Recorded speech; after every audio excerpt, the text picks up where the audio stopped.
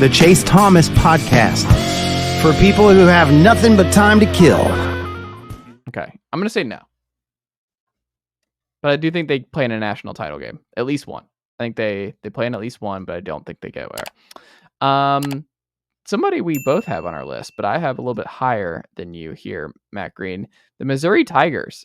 I think they have the second best of anyone right now in winning a national title for the first time right now. Why are you less optimistic about the Tigers? There's three reasons to be to not even have Missouri on this list. Obviously, I have them at 9 out of our top 10.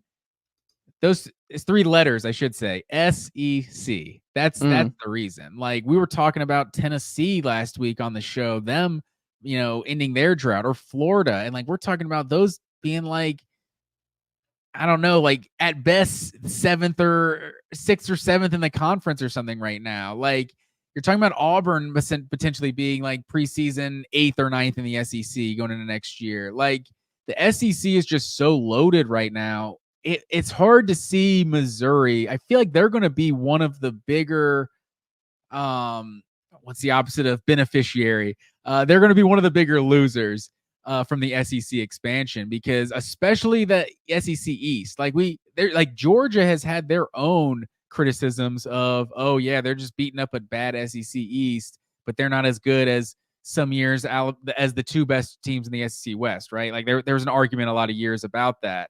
Like, that goes even more so to Missouri. Like, they're also playing a weaker SEC East schedule and having Arkansas as your locked rival. Like, it's not exactly a gauntlet, and they're not playing anyone out of conference. So we've talked about that. Like, Missouri's had very few Power 5 matchups out of conference. They did beat Kansas State a year ago, but if you look in recent history, they haven't had many of those. It's been a lot of 4 cupcake type of non-conference schedules for them. So with just how much more difficult the schedule is going to be, I know Missouri, the NIL stuff is good. Like, that's definitely going to help their recruiting and everything. And it was, 2007, the last time that they were in a position to kind of compete for a national title. I guess you give them 2013. If they beat Auburn in that SEC championship, they might go to the national title game. They were like top 4, top 5 at that point. So it's been a decade, I guess, since they kind of contended for a national title, but I don't know. In how loaded the SEC is going to be, it's hard to see Missouri being in the top half of the conference most years. Yeah, I think they are in the best position they've been in a long time, Matt Green. I think there is a lot of talent in the Show Me State, I think, is what Missouri is. Yeah. They just beat out Georgia for a quarterback Georgia wanted, and Matt Zollers, is it Zollers? 4-star quarterback. Yes. I think that's I don't remember if it's Zollers or Zoller. And he's a super talented kid. He's one of the top 5 in the class with George McIntyre, who's been Tennessee. So that's a big win. You get Williams Nwaneri, who you beat Georgia out for on the defensive line. I was going to say him. That's the legit one. They may have the best receiver in the conference in Luther Burden. They've had a lot of great receivers come out of the state of Missouri. They have their 5 stars in the state. I think it's a different kind of era. I mean, we've seen them be number 1 before in the Chase Daniel, Gary Pinkel era. I understand it's going to be hard in the SEC and with what they're dealing with, but the SEC schedule is going to rotate. It's not like they're going to have to get through the Georgias and the Bamas of the world every single year. I think there's a chance that they could be in the top 15 in blue chip ratio some years. I think based on how the NIL structure has worked, how Eli Drinkwitz has built his staff, I think he's done a really good job of building Mizzou up. I think he's really transitioned into a good CEO coach really well. He hires well. I think they have some top end talent, and I think they have difference maker type talent. And I think if you put this Mizzou team, especially this year's Mizzou team, or even last year's, I mean, look at it last year, Matt Green. I mean, they were one of the 3 best teams in the SEC last year. And I mean, we'll see what they look like with Texas and Oklahoma coming in, but I understand the concern about the SEC factor to it. But in a 12-14 team playoff, I think Mizzou, if they have a 10-2 type of year where they, like a year ago, with how much success the SEC has had in the college football playoff to this point, if they're one of the 4 teams that find their way in one year, I think there's absolutely a path to Mizzou if they have the right quarterback and the right kind of talent that they actually win their first national title. I think of all the ones that we look at outside of Oregon, I think they have the second best opportunity right now based on where the program's at. So is this a Eli Drinkwitz specific prediction? Like, is it got to be Eli Drinkwitz, or this could be in the future? You just like where Missouri is. I don't think it's Eli dependent.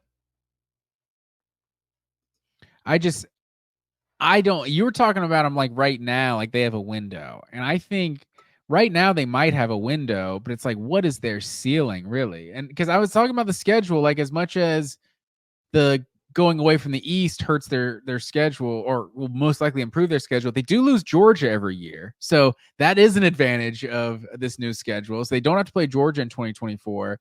But I don't know. It's hard for me to see like this, because this is a wild west of NIL right now. And I don't think this advantage that the state of Missouri has on NIL, I don't think that's going to last very long. I think you're going to see, for one, probably more states pass something like this, because that's what our politicians really care about, is their college football programs, and they don't want to see a team get outbid for talent.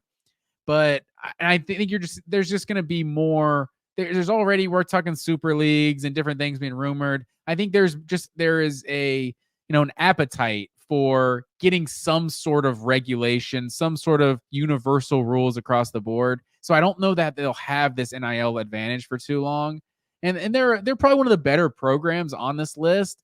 But I tend to think that 2023 is going to be the best it ever gets for Eli Drinkwitz. Interesting. I don't know. I like the talent, and I like Kirby Moore. I think a lot of it's going to be how long can he keep Kirby Moore, because he had that offense cooking.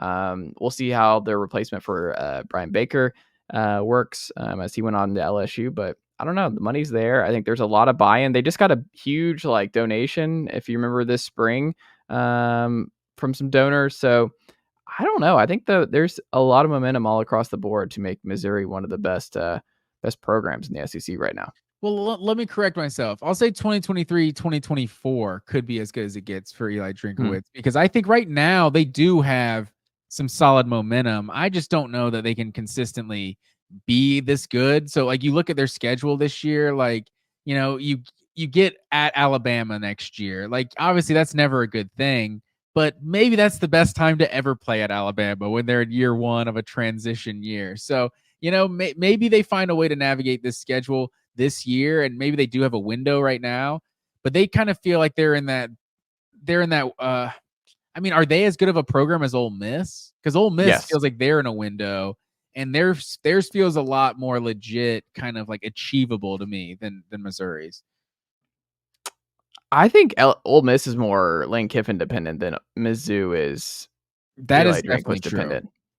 So I think Ole Miss could fall quickly without Lane Kiffin. I think Mizzou is pretty solid with where they're at and on and off the field. I'd probably say like Ole Miss, I think, has more upside this year, and I would bet on Ole Miss to have a better year than Mizzou this year. But I still like where Mizzou is football wise across the board more than Ole Miss. Interesting. Matt Green. Let's throw Louisville. I have Louisville 3 for me. You have Louisville 6. Why are you lower on Louisville than myself? Well, I think for one, you're just you're the head of the Brom fan club. I'm pretty sure you may be the long lost Brom son for all we know. But no, you're just definitely higher on Louisville than I am. I'm really. It's like we're nicely done, nephew. The Chase Thomas podcast. Hell yeah.